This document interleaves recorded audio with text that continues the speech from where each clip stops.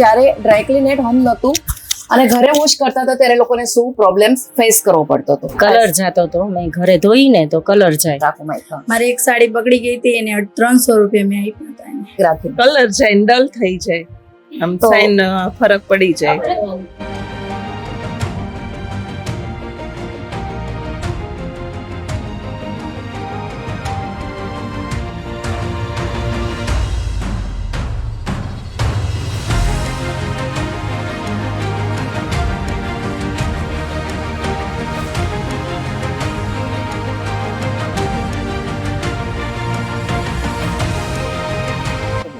સાડી મારી હતી, એમાં બહુ જ કલર જતો હતો, પણ આ રિઝલ્ટ મને બહુ ગમ્યું નથી ગયો કલર. સારું થોડું લાગ્યું, જોરથી બોલજો.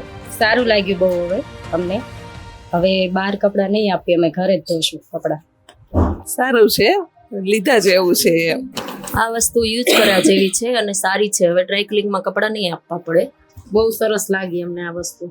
સારી છે વસ્તુ, યુઝ કર્યા જેવી છે, ફાઇન છે.